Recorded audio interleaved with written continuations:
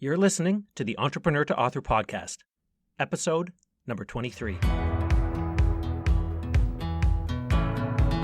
Welcome to the Entrepreneur to Author podcast, the podcast that brings you practical strategies for building authority and growing your business. And now, here's your host, Scott McMillan. Relationships. They're at the heart of nearly all we do, as entrepreneurs, as humans.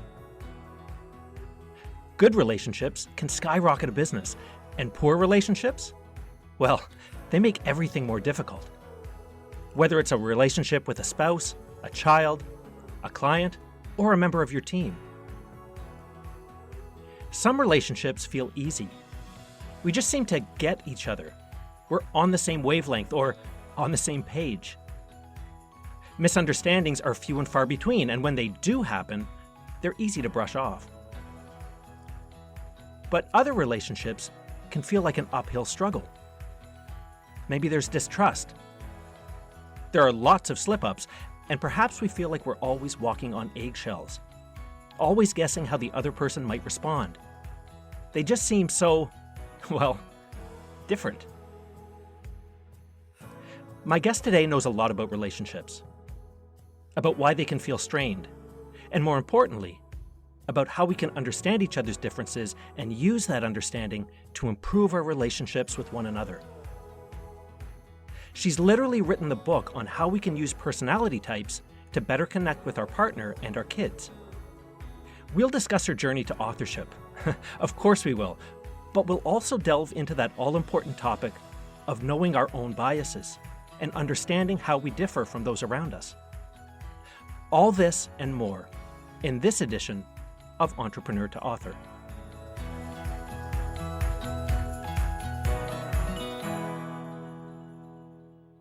My guest today is Kate Mason. Kate is a business owner, international keynote speaker, a teacher, an MBTI presenter, coach, and author of Who is This Monster or Treasure in My House? A parent's guide to understanding personality types to better connect with your kids. Based in Adelaide, South Australia, Kate has spent over 40 years in business, teaching, and coaching. She is trained in personality profiling and is highly experienced in the understanding of personalities. Kate, I'm so excited to have you on the podcast. Thank you so much for being here. I'm excited to be here, Scott. To start, Kate, perhaps you can give our listeners an idea of your background, what you do, and who you work with. I deal with people. I deal with humans. I'm married. I have children. I have a business. So all the time, I'm constantly dealing with people. Now, early in my relationship with my husband, I worked out that people are really different.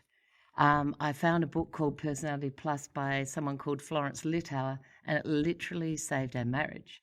So for me, from the age of 26, I became passionate about people and understanding other people and helping other people to understand other people and themselves.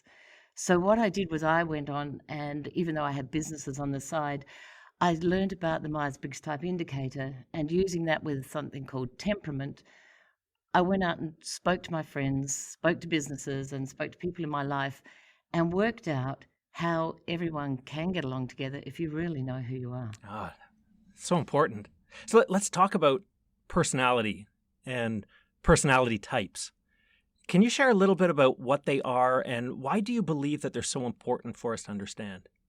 All right. Now, personality types is a Myers-Briggs type indicator, which is an instrument created by two women called Myers-Briggs, which is why we get that name. And those personality types talk about the differences and the different preferences that we have. Now, what they talk about is they don't actually talk about your behaviors. These theories talk about how you prefer to be in the world. So, for example, we have extroversion and introversion, and that's where you get your energy, whether you get it internally or from the external world. We talk about sensing and intuition, and that's how you take in your information, whether you use your big picture or details. We talk about feeling and thinking, and that's how you make your decisions. You can have rational, both rational, but one is based on logic and the other on values. And then we look at judging and perception. What kind of lifestyle do you like to lead? Is it structured or flexible? Now, all of these preferences play a huge part in our relationships because we're all often quite different. And if we don't understand how the other person gets their energy or takes in their information, makes their decisions, or likes to lead their lifestyle, then we often have a lot of conflict in those relationships. Now, when I first met my husband, we were in love and things were wonderful. And I'll tell you about that later when we talk a bit about our love languages. But the thing was that after a while, we began to irritate each other. Now, we began to irritate each other unbeknownst to us. We just thought that we were right and the other person was wrong, which probably still is true to this day. But, we like to go along with the fact it's different personalities because I usually am right. However, we went with the fact that when we looked at our book, my husband was a totally different temperament, not necessarily type, but a totally different temperament to me. So his behaviours were very different. When we look at type, he's different in his introversion and his feeling and his thinking thoughts to me. And those things make a huge difference in our relationship. Getting a handle on all of that makes a really big difference for every single relationship out there. Once you know and understand yourself, you can look at other people so differently. So that's why I love personality type, because it gives you a handle, it gives you a tool on something to use in your life when actually none of us really know about people. I mean, I often talk to people. My daughter's done a couple of degrees and one of them was a business degree. Nowhere in our education do we actually learn about the things that we actually get up to breakfast with every morning and are sitting at our table, that we work with and that we're friends with. Nobody teaches us how to get along with those people, and yet they're the most important things in our lives. It's so true. So true. And it seems intuitive on one level, but not all of us are aware of it. And, I guess there are a few different personality assessment tools or frameworks that listeners might be aware of. So you mentioned Myers-Briggs. I've heard of DISC. I know there are a few others, but since we're coming up on Valentine's Day, I think we'd be remiss if we didn't talk about the 5 love languages. And you mentioned them briefly. Can you talk a little bit more about the 5 love languages and the importance of understanding them? Absolutely. Now, the 5 love languages I discovered probably about 15 or 20 years ago. I say 15 or 20 because 20 years ago I discovered it with my husband and I, and then 5 years later I started utilising it with my children when they were old enough, and I actually had a handle on what they were like and where I was headed with them. So the 5 love languages from a book called The 5 Love Languages, written by Gary Chapman, who was a marriage counsellor who noticed there were 5 different love languages that people responded to and needed. Now, these are all gifts that we can give each other actually this Valentine's Day, if we understand who your partner is and what their love language is, and you probably won't need to buy a present. But don't do that. Don't necessarily go out, but you won't need to wrap this stuff up. If you can work it out, you might also be able to give them the right present on Valentine's Day. So the 5 love languages are affirmation, quality time, and in that I include quality conversation, receiving gifts, acts of service, and physical touch. Now, for me, what I explain to people is when we first fall in love, we demonstrate all of the 5 love languages to the other person. And I've been watching my children go through all of this, and we have had many discussions around this. So we buy them presents. We hopefully get lots of impulsive, great sex, because sometimes, let's make the most of it. It's great with this first flush of hormones. We tell the other person how gorgeous they are. We say great things to them, how lovely they are. We thank them for everything. In fact, we enjoy quality time together. We give gifts. There's no thought about any expectation. And we have lots of touchy-feely moments because we're in love. And as discussed before, when I've done this thing, the most important thing is that this stage actually doesn't last forever.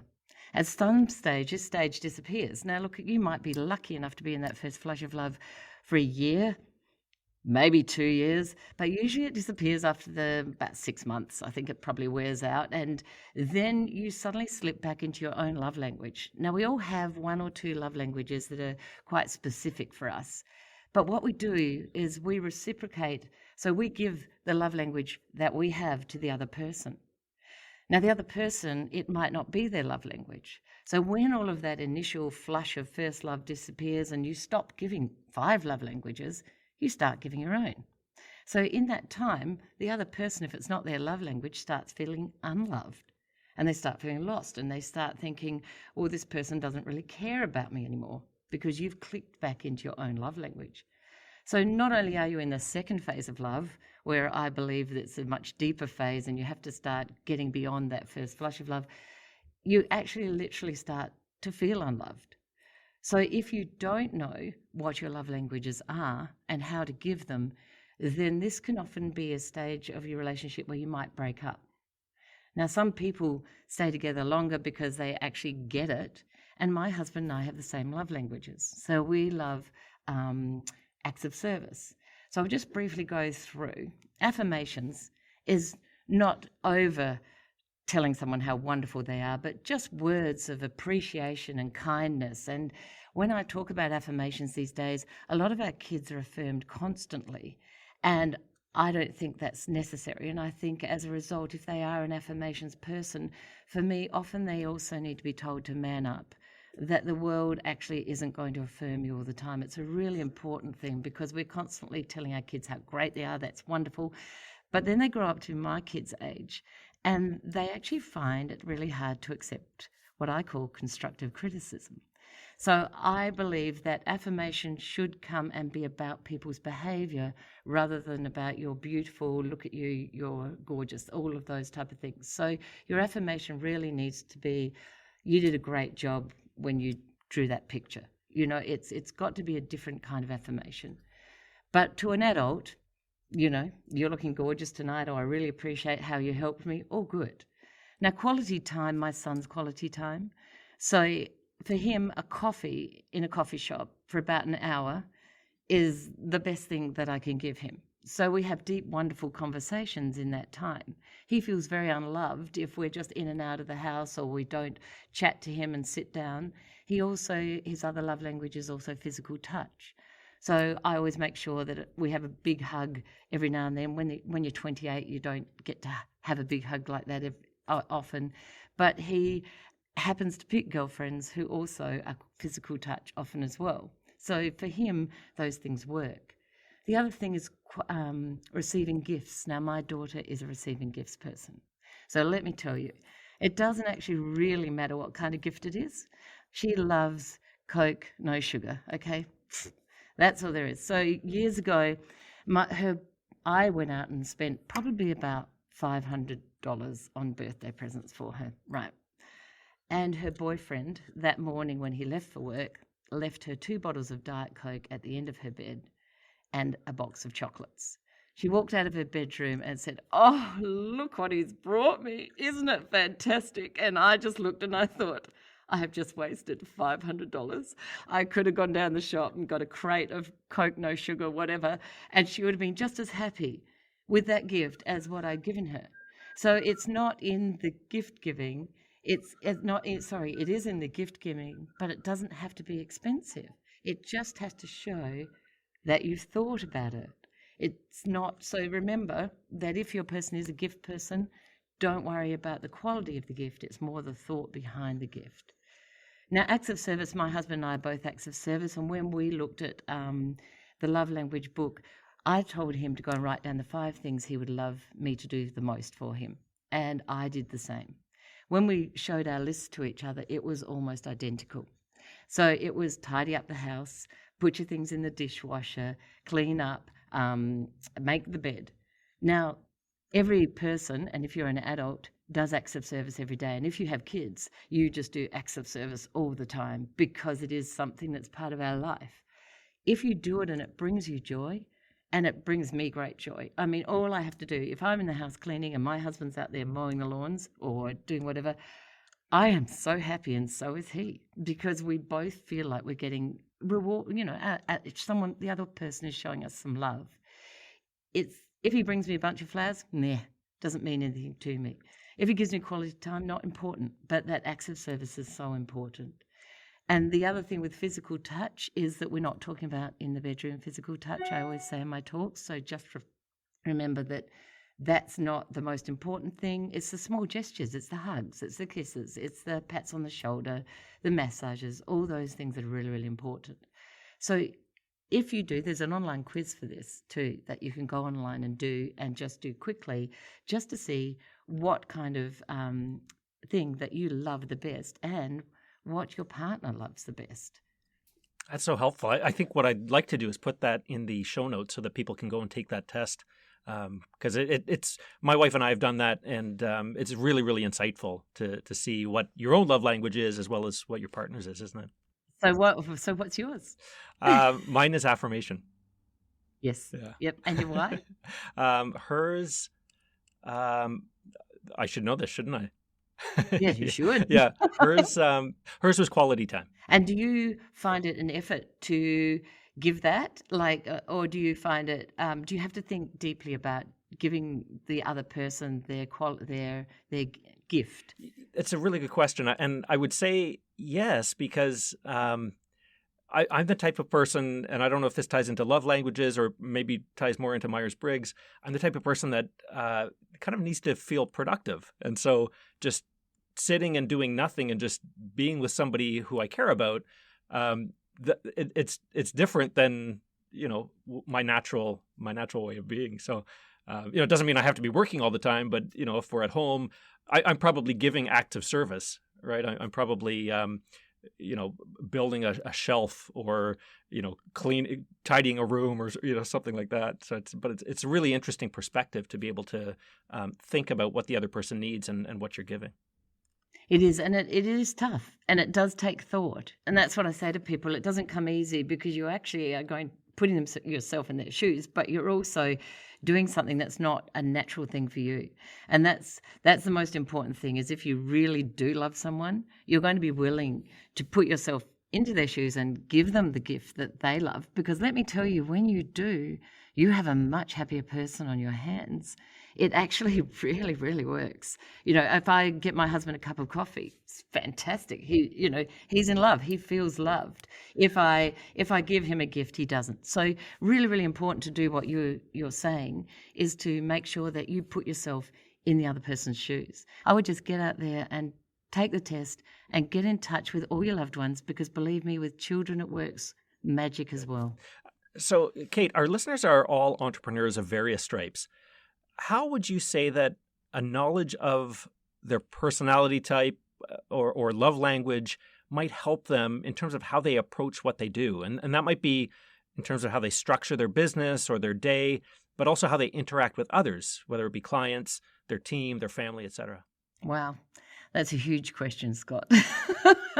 So we are all entrepreneurs in ourselves in many, many different ways. So as business owners, understanding your personality type is really, really important, because entrepreneurship is judged in many ways by the big picture person. So the big picture person, who is the intuitive, often starts a business. Now, Richard Branson's one of the biggest picture people that people tend to know. So he will come up with an idea or a theory, but to put that into process, he needs people who are sensing, which is the opposite, to go from the ground level up to make sure his big ideas happen. Now, a lot of people go into business with a really big idea, and they've got this wonderful idea, but putting it together and creating the process is often really hard for them, because they don't care about the details. They don't want to know how to get there. They're already up there. So if you're an entrepreneur like that, then you need to understand yourself and be able to bring in the people that help you reach your big picture. Now, my husband and I believe my husband is an entrepreneur as well, but he's a sensing type. So he likes the details. So what he does is he takes the staircase to the big picture slowly, step by step. Now, in doing so, sometimes the big picture disappears and he's not sure where he's headed. So he ensures that he has friends who are big picture friends to keep him motivated and bolstered and see where the big picture is. Now, the only reason that we know this is because of personality type. Otherwise, we'd be sitting in our lives just muddling away, doing what we're doing. So the other thing is also with the finishing of things. So the J&P, so judging is structured and perceiving is flexible. Now, if you're a flexible person and you're an entrepreneur, then you may not always hit deadlines. You might go with the flow and not worry about profit and loss so much and where you're headed with the business. And sometimes you need people to bring you back on track, to head you in the right direction, to ensure that you make sure that your money is coming in for your business and that you are doing things on time. If you're a judging person, you might get into the swing of things and be so consumed with your business and getting everything right and making sure things are right. You might actually lose track of who you are as a person, what life's like, and crash and burn like so many people do. So you might need somebody around you that is more relaxed, that says to you, hey, you can take a break every now and then. The world's not going to crash if you're not doing the right thing and on time all the time. So knowing and understanding all of that about yourself as a person will help you grow your business. It'll help you understand yourself, because if you don't understand yourself, then nobody else is going to. Okay? So these are really great tools for getting you started on that. Then when you are in your business and you're working day to day with all those people who work for you as we are, understanding them is incredibly important, because they're all very diverse. And if you know how to utilize their type and who they are the best for your business, you're getting the best out of them, and you're also getting the best work for your business. So we sit there and we use this with our staff, and certain staff are amazing for being on time and having everything scheduled, and the other staff are great with people. So we're able to put people into the right area that suits them, where they feel the most comfortable as well. And then when we talk about dealing with clients, if you understand your client and you can put yourself into their shoes. Now, the thinking type people that I work with, I was working with 20 accountants once. Now, they're a particular type. They're ISTJs, most of them. Sorry about that, accountants out there. There are some intuitives out there as well, and some Ps, but it suits these people. When I was there, they were all really happy in their work. And I spoke to them because I'm a feeling type person, so I'm all about empathy. And I said to them, so guys, if you're put yourself in someone else's shoes, then you'll be able to work with them and understand them. And one of the accountants popped his hands up and he said, so you mean manipulate them? And I'm getting short of breath because I'm just, manipulate is not in my vocabulary. You can't manipulate. And I suddenly thought to myself, I'm dealing with an audience that are thinkers. So I'm trying to get them to think in my headset. So I turned to him and I said, well, actually, if you like to use that word, then yes, I guess you are. You're making sure that you use them in the way that you get the best for what you want. And all of them nodded their heads. And I thought, So I went home that night, and I have 3 thinking members of a family who I've had to learn to live with. And if it hadn't been for Myers-Briggs type indicator, I often say I might be in a ball in the corner if I didn't understand about thinking and feeling. So I went home and I told them about these accountants and how they all thought that it was probably manipulation. And my 3 nodded their heads and said, well, it probably is, isn't it? So knowing and understanding those different takes on words and stuff like that is so important. And the other thing I just want to throw in here right now is the more conversations I have with people and the older I'm getting, one of the most important things that I can tell you is listen. Listen, listen, listen. The next thing you do is you ask, you kind of paraphrase what you've heard to check whether what you've heard is in tune with what they're saying. Because I've just been discussing with someone recently about a wonderful author called Judith Glassman, and she spoke about how in every conversation, 9 out of 10 of them we receive incorrectly. So when we're talking to people, no matter what type or who you are, if you're not listening and your perception is not the same as theirs, because we all come at a conversation with all of our knowledge that we have, our personality, our love languages, we come into that conversation as a totally unique individual. So when we're hearing what the other person's saying, we're interpreting it with all that we know. And very often we interpret it totally differently. We don't actually even get what they're saying. And in one of my podcasts just recently, I was talking about my son, and I'll just say it quickly now, who I asked to put a roast in the oven while I was out. And when I got home, I found the roast with the melted plastic over the top of it. And I in my head, I'm going, what kind of child have I brought up? How could he have done this? And I was quite angry because he'd actually ruined the roast. But as I said, he was 16. I was giving information about a roast to a child who'd never put a roast in an oven, let alone looked at one. And he had no idea to take the plastic off because I hadn't mentioned it. He said, well, you never told me that. So every conversation that we have to ensure that the other person is seeing it from our headset, is understanding what our perception, our take is on it. Otherwise, you're going to have so much confusion as well. So everybody out there listening, remember, listen not to speak, listen to hear. One of the most important things I can say. Yeah, absolutely. It's funny, I was listening to that episode on my walk to work the other day, and I literally laughed out loud when you were telling that story about the roast, because I could entirely see how that could happen. But that kind of brings me to another thing that I was thinking about. So your book is titled, Who is This Monster or Treasure in My House? A Parent's Guide to Understanding Personality Types to Better Connect with Your Kids. So we've been talking about how you can use these principles as entrepreneurs, but it sounds like we can use these, and you've talked about this obviously around how we can use these tools with our kids as well. Now, what I'm wondering is there a particular age at which we can begin to identify our kids' personality types and love languages? Because we've got a 4.5 going on 5-year-old at home, and at that age they're not always entirely self-aware of many adults aren't self-aware either, but is there a particular age where this starts to make sense to them, or do we kind of have to figure it out for them? I think that in general, you figure it out for them. Their self-awareness is not that they're able to speak it or say it. Their self-awareness is actually that they're just doing it. So for me as a parent, I wrote this book because I've watched my children grow up and I've had full knowledge of type the whole way through. Oh no, maybe not when Jack was younger, sorry. In that awareness of type, when I started watching, what I did was I first used my temperament book, the Personality Plus, which talks about behaviours. And when my son was 3, he had the neatest toy cupboard in the neighbourhood. And he had everything in place so perfectly, even by his bed. He had a couple of little cars there. And every now and then I'd go and shift them just to see if he noticed. And he did. And I got quite a bit of a kick out. I'm shocking, because I actually thought it was quite funny, because this child was nothing like me. He's nothing like my husband. And so we just had this kid that was extremely melancholic according to the personality profile, so detailed and loves everything in order and in place and scheduled.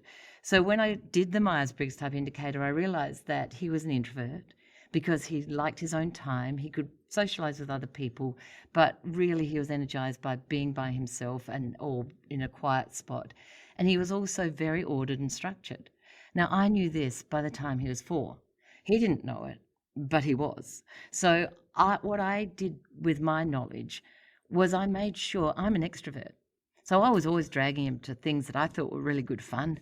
Come on, Jack, let's go out and have a great time today. And he would kind of resist, and I couldn't work out why. Now, when he got to the age of 13, I think I probably looked at Myers-Briggs probably by the time he was 10.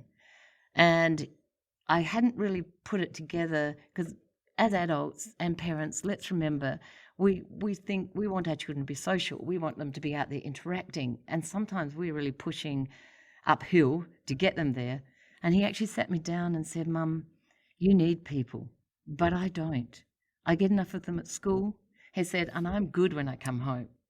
And then I realised that was when he was self-aware.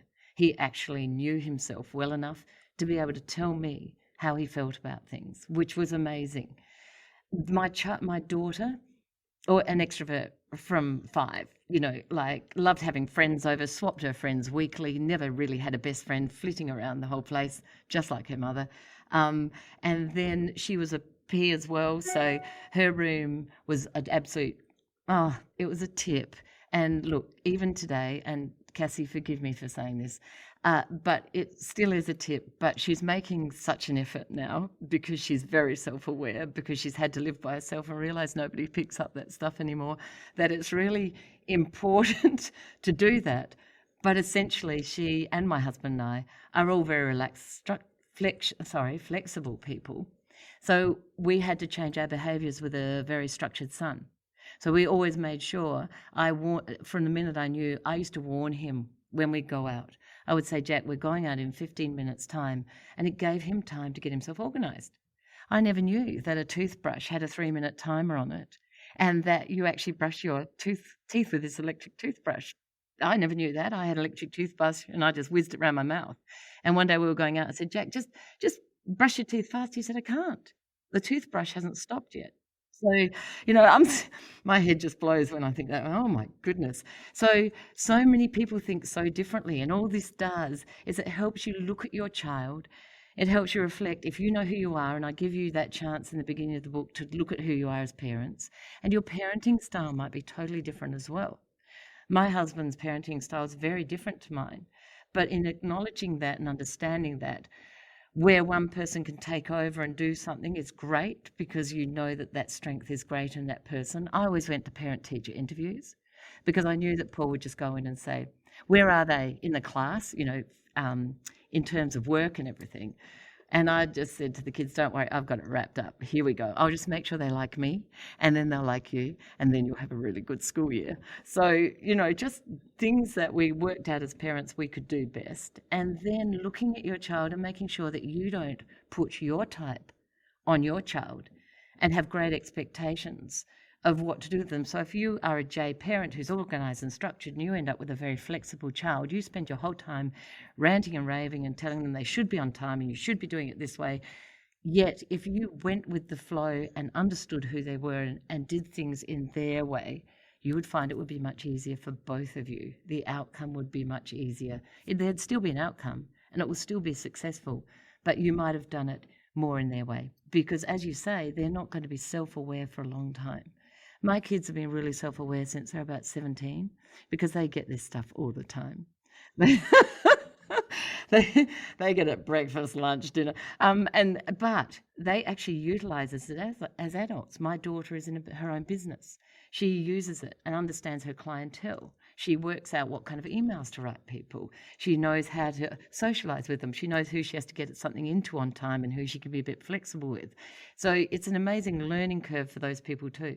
So in that term, yes, as a parent, finding out that love language, knowing my daughter is affirmation and gifts is huge because if I affirm her in the right way, she's putty. It's fantastic. I can do whatever I want. Don't listen, Cassie. But it does make such a difference to my life and their lives. And I believe that it's made a difference to the kind of family life we've had over the years. One thing that I really like about the book is that it's really set up as a bit of a workbook, so that, like you say, you even if the child can't self-assess themselves, it allows you to kind of observe based on some of the guidance that you give about where they might land around those different personality preferences. Talking about the book, let's talk a little bit about your experience writing it. How did you find the writing experience, kind of distilling all of your knowledge and expertise and bringing that into a manuscript? Did you find it challenging? What did you find was most challenging, or was it a breeze? Okay, so Scott, in Myers-Briggs, I'm an extrovert, so I love getting around seeing people. I'm sensing, so I love details. Feeling, so empathetic, and perceiving, so very flexible. So as a person, I started writing this book because I could see all the fun things and the different things that people were doing. So I just started jotting down notes. Now, I never had any intention of writing a book. I shouldn't really be saying this now on this podcast, except that a friend of mine who is very organised, very structured, thinking type, I showed her my stories. And she said, this would make a great book. And I said, all right, well, if you want to take them, off you go. And I gave them to her. And she went away and structured all of my stories into a kind of book form. And then she set me tasks because she knew I would never do it. So she set me timetables. She made me meet with her every month. She made me fill in the bits that were in between. She knew who I was because she was into type as well. She understands type. So she gave me deadlines, and after a while she knew that if she gave me a longer deadline, it would just take me longer anyway because I finish at the last minute. So I was writing up my notes for your talk at 10 o'clock last night. It's morning here. But that's when I work best. That's when my head works best. So she actually started cutting my deadline shorter. So instead of saying every month, she started saying we'll meet in every 2 weeks. And so therefore we got that book structured. And then I had another friend, because I got to the grammar of it, who took me through it grammatically to ensure that the stories flowed and went well together. Now, each of these things took about a year each. So by the time I got to you, Scott, I was down probably about 3 or 4 years. And it was actually the impatience of my husband, who's, do it now, who cares if it's right, let's just get this stuff going. He said to me, you're probably only going to write one book in your life, for goodness sake, so let's just get it out there. So then I found a wonderful publishing place called Grammar Factory, and I found you, Scott, and your wonderful team took me through the process of getting my book published. Because to tell the truth, and in all honesty, I wouldn't have done it because I know myself and I wouldn't have got out there and got into it. So if you are a person writing a book, work out your profile, work out what is the best way for you to get to the end of your process. Some people do it in small time slots. I do mine in coffee shops. I used to do my writing in coffee shops. I still do when I'm doing my podcast writing. I sit in a coffee shop because I'm surrounded by people, but I can't talk to any of them. So I can't have too many conversations, although I do know my barista pretty well. So it enables me to feel like I'm in an environment. An introvert might not like that. I need to feel as if I'm in the external world. So I work out how the spot that makes me feel good. I work out how long to do it. Baby steps are great because when you're writing a book, sometimes the thought of a huge hour or something's off-putting. If you break it into baby steps like 10 minutes, I'll give it a go. Often you find you just keep going and going. So whatever suits you best, but understanding your style, the other thing about that is that it doesn't make you kick yourself. I don't know, you have to be careful not to self-flagellate and beat yourself up over things. And if you know who you are, you don't. I say to people, I know who I am. I really like who I am. I'm not going to beat myself up if I'm not on time for something. I'm just going to let it go with the flow and get onto something else. There are personality types that beat themselves up far more than mine. But I just think that it's really important because it will help you get to the end of your book your way. Very well put. It's funny, I was going to ask you for some of your tips about writing, and you embedded them in there because some really good. No, that's excellent because really understanding yourself is so important so that you can structure the writing exercise. And I love the point that you made about baby steps. Right? It's some people can go away for a week and write their manuscript, but most people need to have that regular cadence of writing. Just a little bit every day, and it adds up over time. So I'm really, really happy that you talked about that. Now, since publishing the book, and you've mentioned the podcast in passing, but you've launched your own podcast, the Personalities, Parenting, and Partners podcast. Tell us about the show and how have you found that transition from author to podcast host? I love it. My husband says I love the sound of my own voice, so what's more perfect than a podcast? I love the fact that I'm sharing knowledge with other people. Look, my greatest dream is to be a presenter in front of a larger audience. And in a podcast, I would love that. I would love my audience, of course, to be even larger. So if you're listening now, go and have a listen to me. That would be fantastic. And I would love to hear.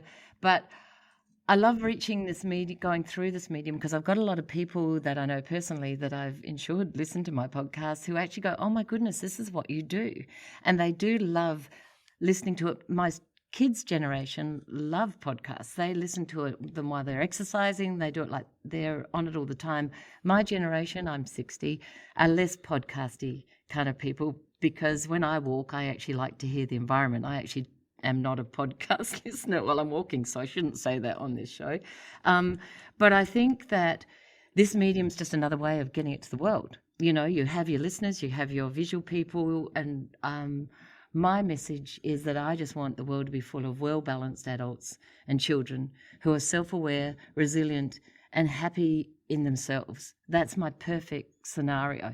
And if I can infiltrate somebody and change somebody and help somebody in that way, doing it through this way is the best thing. And I love the people that I work with as well. They're beautiful. So it's kind of like a fortnightly fun fest for me.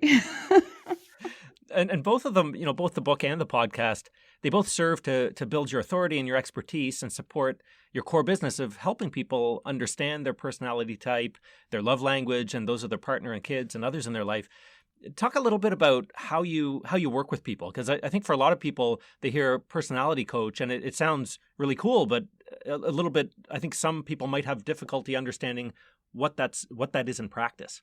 Yeah, I agree with you. And I think that choosing a business name is a really hard thing. And often when you do, it doesn't necessarily reflect what I've become. Now, what I love doing is I love teaching.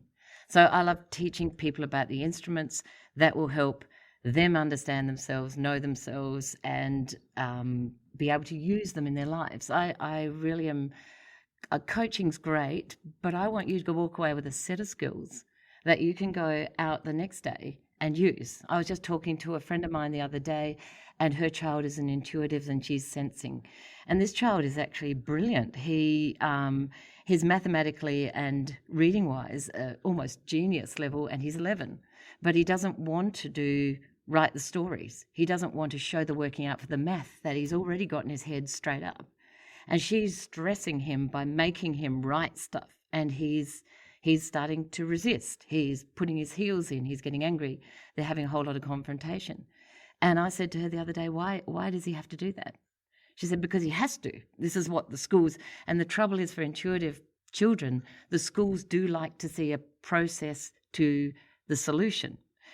And I said to her, I think that you need to go back to the school and talk about the fact that he actually has all of this in his head and he's okay with that, and you need to take the pressure off him. You need to ask him what you can do for him and how you can help his learning. And she sent me a text 2 days later and she said, things have changed so much around here. This is fantastic. Thank you. I've changed the way I've approached him and it's so different. And that's what I love to hear. So I love that. So if I do the MBTI or temperament or love languages and I get that result back, that is gold for me. I really love it. So I can Zoom, I can do whatever with these. I run courses, all different kinds of courses. I can go online because, of course, your listeners are going to be somewhere else in the world, but that's the beauty of technology today. But what I really would love people to do is to stop the negative self-talk that's happening today. Because I think if you know and understand yourself and you love yourself, then you don't need to talk negatively about it. You are able to move forward, not kicking yourself and beating yourself up. Like I also spoke to someone the other week who said that when she talked to me and realised that she was an intuitive and a P, and that because she was late quite often and didn't quite get things finished on time, she used to beat herself up and go, oh my goodness. And when I turned it around, I said, do those things need to be done in time? Are they important? What pressures are you putting yourself under? She came away, she said to me, I'm okay. Actually, I feel really good about myself. For the first time in my life, I realised that I just think differently to other people. I have a different way of finishing off tasks and stuff, and I'm okay.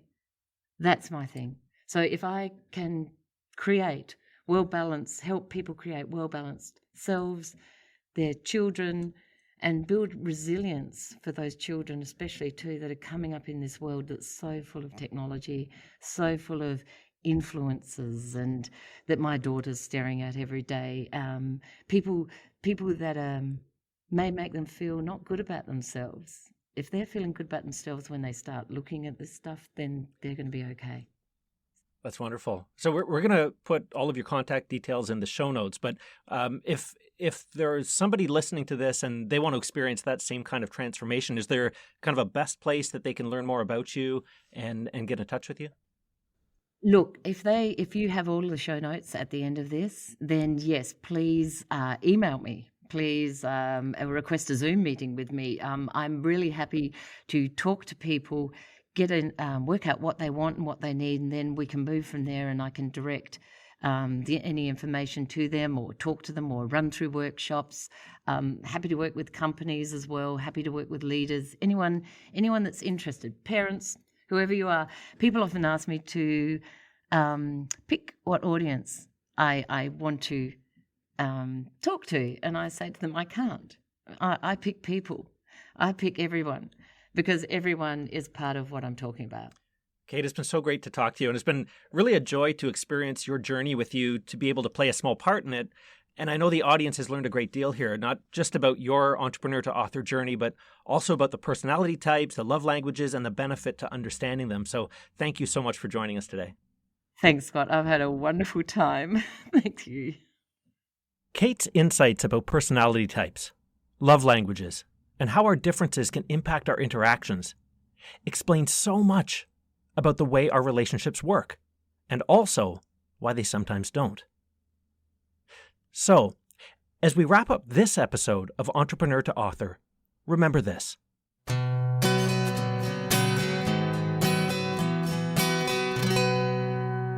Just because we see the world one way doesn't mean others see it the same way we do. That's why it's so important to understand who we are and try our best to understand how others may be different from us.